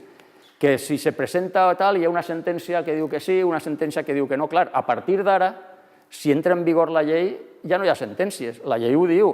L'única que queda és dir, no, això és anticonstitucional. Bueno, d'ací a 14 anys el Tribunal Constitucional tindrà bé dir-te que un defecte de forma o el que fora, no? Però, clar, o sigui, no... Ara, de tota forma, també, com ha dit Francesc Adés, jo crec que cal centrar-se en el que són els fonaments. Això seria una... Jo no dic que això no sigui important, o la religió, o fins i tot el valencià, però no és el centre per lo que fan la LOMQE. En això poden arribar a acords i deixar-ho com està. Total, els centres de l'Opus ja tenen subvenció. Bueno, esta és molt important. Ahí se suprime l'apartado 2 de l'artículo 140 de la LOE. Perquè se suprima. Clar, però sabeu què és el que diu aquest apartat? Aquest apartat diu una cosa que en part s'incomplís a través de totes aquestes coses que apareix dels resultats de les PAU o el que fora. La prohibició d'establir rànquings de centres. Se suprimís la prohibició d'establir rànquings de centres. Si tu suprimisses la prohibició d'establir rànquings de centres és perquè vols establir rànquings de centres. En funció de què? De tot allò de la zona única, de tal i de... Clar, i on acaba tot això? Enfrontament centres concertats privats, que d'alguna forma públics i concertats ja existia, però ara serà també entre els centres públics contra els centres públics, els concertats contra... O sigui, els centres no han de buscar alumnes, han de buscar clients, perquè l'educació és una mercaderia. I les mercaderies, clar, si jo venc taronges, necessito clients per a les taronges. Si jo venc educació, necessito clients per a l'educació. I és un poc el... Clar, del model de qualitat universal dels centres, se suposa que tots els centres han de tindre una qualitat a la classificació en funció de la suposada qualitat. Clar, això és un cercle viciós. Els centres que tenen un alumnat millor obtindran millors resultats en totes aquestes avaluacions. Quin tindrà millor alumnat? Els que puguen elegir-lo. Clar, o sigui, si jo puc elegir els meus alumnes, seré molt bon mestre. Jo agafo els millors de l'institut i dic, mira quines notes, mira el que fan els meus alumnes. Clar, els centres públics no poden fer això. O és que es pretén que també ho facin. És que potser al final, clar, si un director, que és el gerent, perquè el director és el gerent, resulta que dels resultats resulta si ell és bon gerent o no és bon gerent, i els professors, perquè després diu que mencions honorífiques i retribucions i no sé què i no sé qual per al centre. Clar, el centre que ja parteix de millors condicions obté millors resultats i com a conseqüència té més pressupost i com a conseqüència té més prestigi i com a conseqüència de l'altra punta de la ciutat volen anar ahí per als bons i com a conseqüència per a seguir sent així, al final els centres públics acabaran segregant també l'alumnat com per altra part fan els privats. Una cosa encara que és una tonteria. A Castelló és zona única. Això és una aberració en favor de la privada, però ara jo dic que hi ha una cosa tan tonta com la següent. Si un xiquet de Grapa va a un institut o una escola que està a l'altra punta, l'altra punta va a l'Avinguda de València, de l'Avinguda de València va ahí enfront del Castàlia, que hi haurà tots els matins 1.000 xiquets anant cap així, cap allà? Bueno, perquè no aniran en autobús. Bueno, efectes de la zona única, efectes de la zona única. Castelló és zona única, si és zona única, els alumnes del grau que venen a Castelló, que venen en autobús, que para en el Caminat, que para en... Castelló és la zona única. Ja no tenen autobús. Efectes pràctics, o sigui, més coses. Bueno, és el model americà que era un poc aquesta cosa, no? Rànquings de centres, llibertat d'elecció, falsetat, és una fal·làcia això de la falsetat, i al final en què acabaven? Els centres públics dels barris marginals, que són pitjors, molt més marginals que els d'Europa o que els d'Espanya, acabaven sent guetos i els centres privats eren l'excel·lència i la meravella i al final han acabat en un sistema educatiu absolutament mediocre i lamentable. La minva de l'oferta educativa. Per què? Perquè l'oferta necessàriament baixarà. Per exemple, les línies de batxillerat està plantejat per a que desapareguen línies. Una de les retallades que hi havia era precisament l'eliminació de la necessitat que com a mínim s'oferten dues línies de batxillerat. Com això s'ha eliminat, ara, i així es parla que els centres establiran una oferta en funció de la planificació de l'administració, és a dir, l'administració pot, aplicant la ràtio sobretot de 42 alumnes, començar a caure les línies de batxillerat una darrere una altra. Però inclús dins d'un centre hi ha 4 tipus d'assignatures en l'últim esborrany. Cal dir que estem en el quart, ara ja és avantprojecte, ja està en el tràmit parlamentari, està en el quart. Això ha anat canviant i per tant el gràfic hem anat de canviar-ho cada vegada perquè cada vegada és més embolicat això. Les troncals representen més del 50% de les hores lectives de cada grup. Ahí estan les que consideren importants, que són les... Sí, aquestes que ven així que són les que consideren que són fonamentals perquè com tot va enfocat a provar o treure un bon resultat en les proves PISA, i són fonamentalment les que apareixen, a cada nivell educatiu fica com a troncals i per tant en més del 50% de les hores i les assignatures. Per exemple, seria per a primer i segon d'ESO, serien aquestes. Ahí, clar, no estan moltes de les que ara es donen, però que consideren que no són importants. Després estan les específiques obligatòries, l'educació física i la religió o valors èticos. Sí, però la religió ja es dona, sí. El que passa és que ara la religió, a més, aquesta assignatura que no puntuava efectes de la nota mitjana, que té molta importància després per a accedir a la universitat o per a moltes coses, o per a tindre una beca, que cada vegada seran menors, doncs ara comptarà també. Hi ha un xicotet canvi entre l'última versió i l'anterior. En les anteriors venia una disposició addicional en la que plantejava que en la pràctica la religió tindria més hores que ara, perquè ficava que tindria com a mitjana les hores del següent grup que ara apareixerà. Ara això s'ha llevat, o sigui, no se sap quantes hores tindrà, però com a mínim estarà i serà obligatòria. I una cosa també nova, si un alumne dona valors ètics, pot després, en l'altre bloc que ve a continuació, en molts dels nivells educatius, pot donar religió. O sigui, un alumne podria donar al mateix temps religió i valors ètics, tal com està plantejat. Bueno, la següent és optatives específiques. Diu, fixeu-vos, de la regulació i la programació de l'oferta educativa que establezca cada administració en l'oferta de centres docentes. És a dir, un centre pot tindre unes, un altre centre pot tindre unes altres. Si, per exemple, hi ha només un professor de tal especialitat i no pot donar a tots els grups, doncs en primer i en segon d'ESO no se dona, no sé, música. No se dona perquè no se pot, no perquè tu no l'agafes, sinó perquè no se dona. Bueno, donarà estes d'ací. Fixeu-vos que un mínim d'una i un màxim de 3. Bueno, ahí hi ha molt de xoc. És que els centres podran determinar part de l'horari. És que d'un centre a un altre una assignatura pot tindre més o menys hores. És una de les novetats que també s'estableixen així. Bé, però fixeu-vos també algunes iniciació a l'activitat emprendedora i empresarial. Bueno, fica ahí lo del llibre, el dibuixet que hi havia. Ara veureu quin llibre més interessant. Mi primer libro de economía, ahorro e inversión. Bueno, això sabeu què és? Bueno, això és un llibre per a xiquets, bueno, perquè algú podia pensar, és que és per a alumnes de batxillerat, de l'assignatura d'economia. No, és per a xiquets de 5 a 8 anys. I es va presentar l'altre dia a la Borsa de Madrid, en un acte organitzat per la Comissió Nacional del Mercado de Valores. Per cert, en la porta del Palau del Bisbe fica una pancarta estos dies que diu una societat sin valores és una societat sin futuro. Jo m'imagino que se referirà a estos valors, perquè són els únics que ja me pareix a mi en una societat capitalista.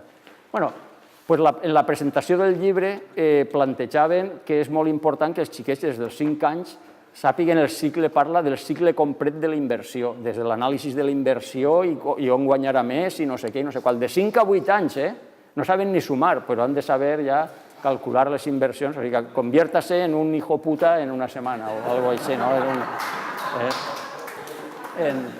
Bueno, la pregunta, ja era una anècdota que pareix de risa, però no és de risa perquè és de veritat. Bueno, tot el que estem dient és de veritat, pot donar risa. Bueno, ahir, sabeu que els periòdics molts tenen una enquesta, no?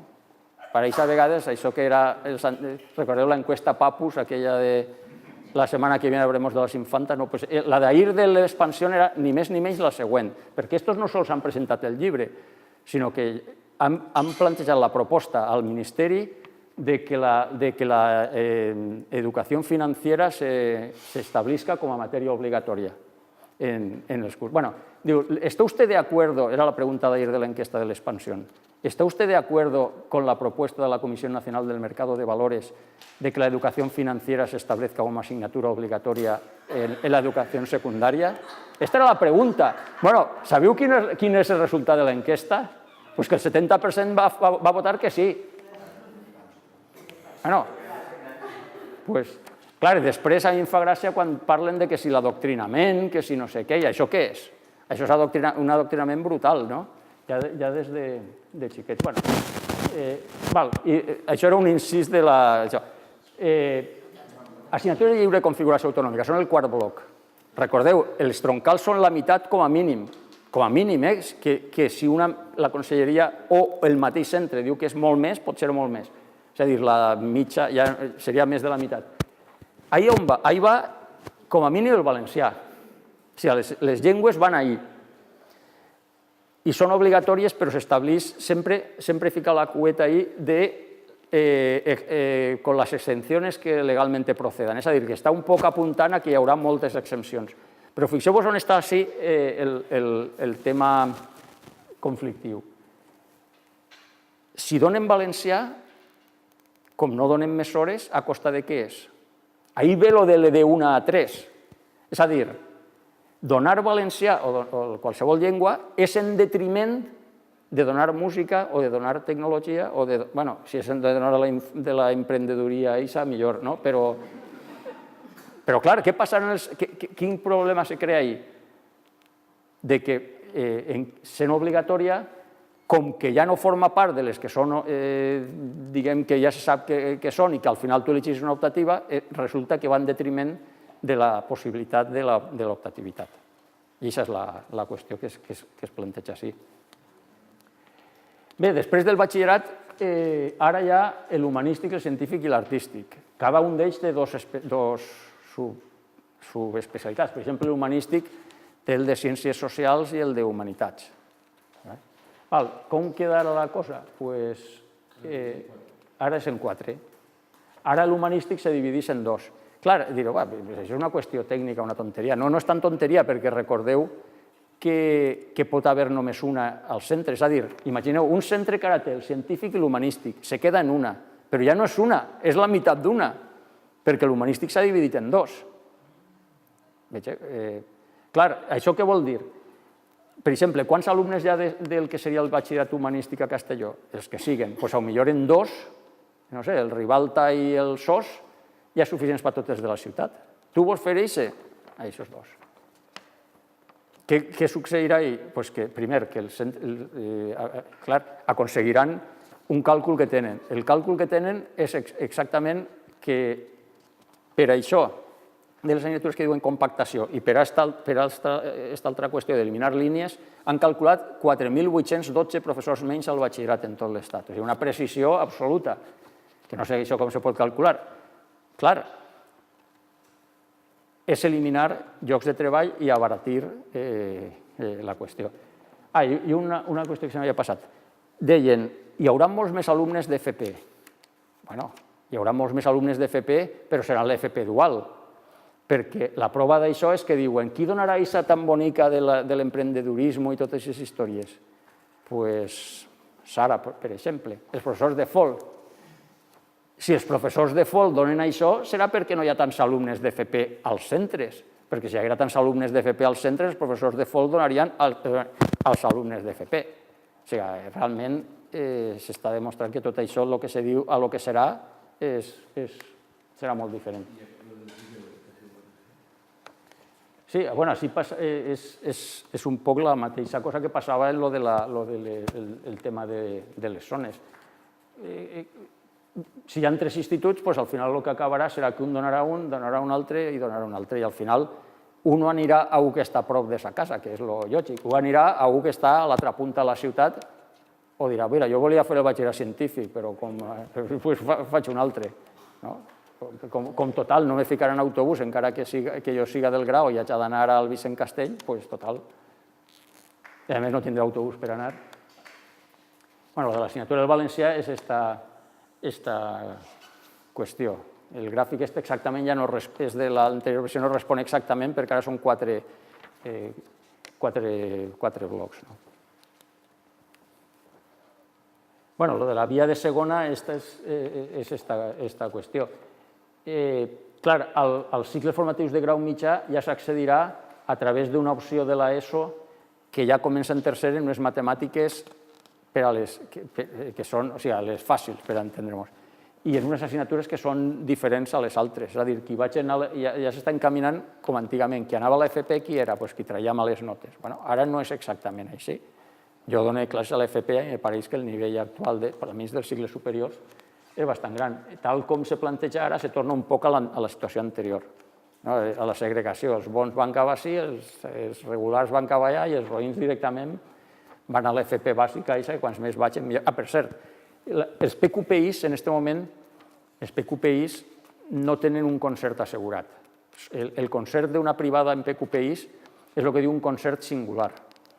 Els concerts de l'FP bàsica són concerts generals.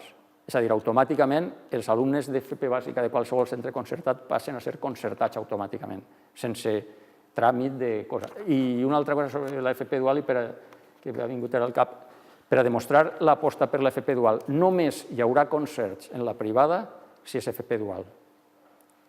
El primer que ho ha implantat és Madrid. Mireu que són privatitzadors i han tingut un conflicte, perquè havien sigut tan radicals que havien dit s'acaben els convenis, l'any que ve no hi ha concerts, excepte l'FP dual. Clar, és que estaven allí i al final han dit, bueno, per als nous ja no hi haurà, però els de segon encara se continuarà el concert. És a dir, l'aposta per l'FP dual és total.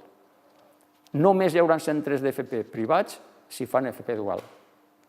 És a dir, no és això que plantegem, bueno, seran uns poquets, sí, els de la Ford i els de Mercadona, i l'aposta per l'FP dual és una aposta ferma, no? Una altra qüestió que té relació amb el dels directors. Els treballadors tenen un dret, uns drets. Els professors, se suposa que tenim un lloc de treball, els interins hi ha unes llistes. Què és el que es planteja ara? El director tindrà una gran potestat sobre el nomenament de professors. A Catalunya ja s'arriba a plantejar, i fixeu-vos que no està aprovada la LOMQE encara, que el director pugui elegir el 50% dels definitius i el 100% dels interins. Així, la primera declaració que va fer la consellera, abans d'anar-lo per ahir, era que el seu objectiu era que el director elegira el 20% de la plantilla, i a poc va ampliant-se aquest cupo.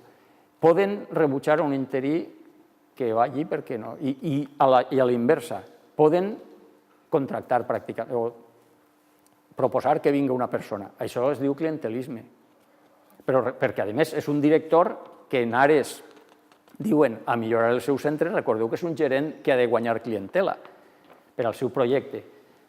Elegeix els que vol com una empresa privada. Ahí està aquesta qüestió dels drets. Però, clar, el director està nomenat per l'administració i ja no és una qüestió simplement de dir és que aquest professor és molt bo, dona unes matemàtiques que s'enteren tots els alumnes. No, el director l'ha l'administració, millor dirà ui, que ha fet la vaga general, me pareix a mi que se'n va fora. O un altre aquell que és un pilota, això ja passa, al nostre institut ja passa. O sigui, que diu, home, jo no puc fer vaga perquè és que vaig a demanar una comissió de serveis. Hòstia, si encara no està aprovat, ja està passant, imagineu-vos quan vinga per ell el senyor subdelegat del govern i elegisca ell la plantilla. Aquí elegirà, potser jo com encara en recordo del Cara al Sol, potser li farà gràcia perquè aquest senyor ve d'ahir. Què portarà la LOMCE? D'entrada, uns professors que no seran precisament molt joves.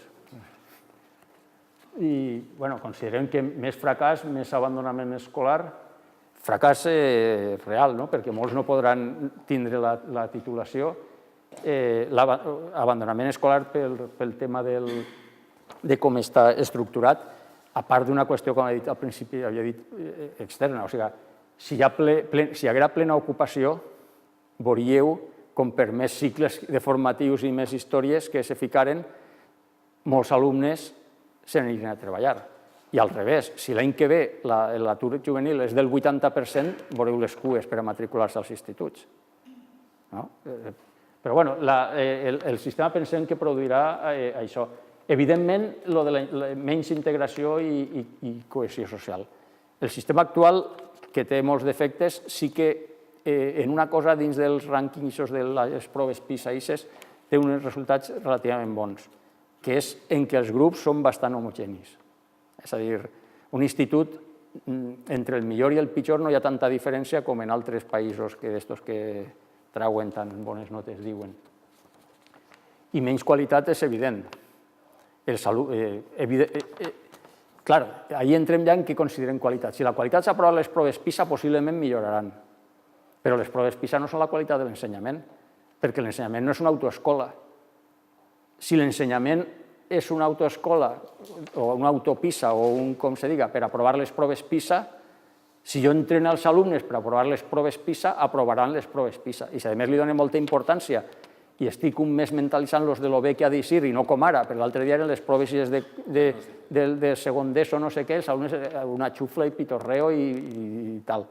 Clar, què passarà? Que els alumnes sabran que d'això depèn fins i tot si tindran coses al centre o no tindran. Els professors es mentalitzaran.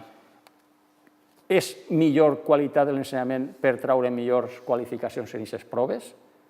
I aquestes proves que, per una altra part, són, en el nostre cas seran de castellà, d'anglès, de matemàtiques i en alguns nivells d'alguna qüestió científica. Punt. Això és el que va ahir. I tot el més, aquesta és la qualitat de l'ensenyament, per molta puntuació que traguen els alumnes en les proves PISA i ICES, jo no crec que sigui aquesta la qualitat de l'ensenyament, però bueno. La reducció de llocs de treball per al professorat serà gran. Ja hem vist que desapareixeran línies, el tema de l'FP dual té un efecte en la plantilla. Si un mínim d'un 33%, d'un 100% se fa a l'empresa, jo que dono els cicles comença a sobrar. soc dels més antics. La reducció de l'oferta educativa per tot el que s'està dient, perquè clar, l'augment de la ràtio més la reducció de línies, els centres d'iniciativa privada portaran ahir a una part de la clientela del centre, perquè serà clientela obligatòriament, perquè a més en el seu barri serà obligatori. I la contractació de becaris ja s'està produint. El cas, així mateix, això del trilingüisme, això com se diga en les escoles, ja està passant. Hi ha un cas esperpèntic, que és a Castella-La Manxa hi ha 1.000 i pico persones que estan treballant sense cobrar, a canvi de punts per a quan se convoquen oposicions, perquè en la taxa de reposició del 10% no es convoquen tampoc oposicions, clar, se poden convocar unes poquetes d'això, unes poquetes d'allò. O sigui, gent que està treballant sense cobrar a canvi de punts per a futures oposicions. Per tant, ja ens volen portar a una cosa que no serà precisament... Al final de la xerrada, Paco, jo he preparat una imatge que és molt curiosa.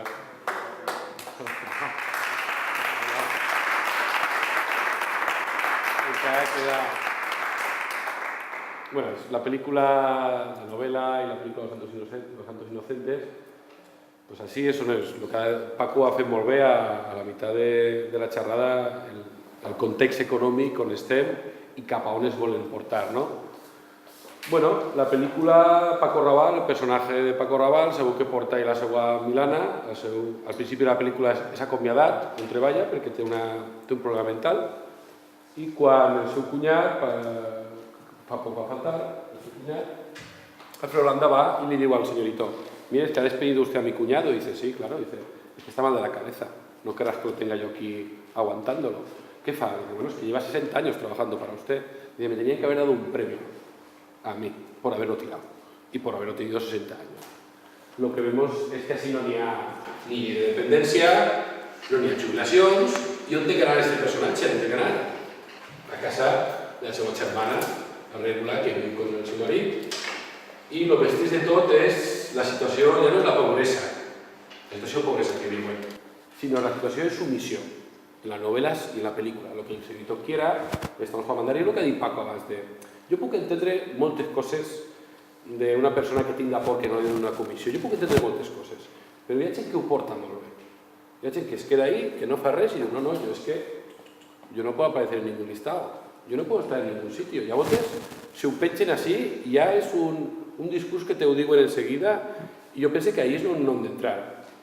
Jo me'n recordo al principi de curs, sabeu que esta setmana va anar el ministre a entregar uns diplomes i una sèrie d'alumnes el van... Però jo al principi de curs vaig estar en València en un acte que anava la consellera i hi havia l'alumnat de l'Escola d'Arts i Oficis de València i el professorat estava vestit de gala per a rebre la consellera. Només hi havia un professor que portava una xapa contra les retallades. Home, per l'amor de Déu, el que acaba de comentar Paco i el que estan fent i el que van a fer i damunt aquesta pleitesia a aquestes persones, jo penso que això no ho hem de fer. Però per a mi el més trist és la situació. Molt diferent és la situació del fill. La situació que té el senyorito és totalment diferent. Què estudien aquestes persones, els seus fills? Què estudien? Ell fa un cicle de mecànica perquè va a la mili i ella treballa en una fàbrica. Per a aquestes persones no n'hi ha possibilitat d'estudiar, a no ser que sigui com a molt un cicle formatiu. I és el que deia Paco, la reproducció del sistema. Ens ha portat a fa 40 o 50 anys en una patada i aquesta llei, com hem dit abans, és l'engranatge legal per a fer-ho possible. Però a partir d'ara ja no podrà anar al Suprem a denunciar qualsevol cosa perquè és una llei orgànica i haurem d'anar al Tribunal Constitucional. I ara ja ve la pregunta de què fem. És una pregunta, què penseu vosaltres que hem de fer ara?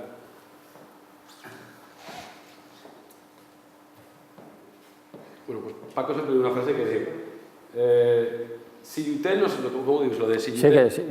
Si lluites pots perdre, però si no lluites ja has perdut. Ja has perdut i la que ens vindrà, no? La que ens vindrà passant per fora. Pensé que el primer que hem de fer és creure nosaltres el que fem, els professionals del servei públic, de la sanitat, de l'educació.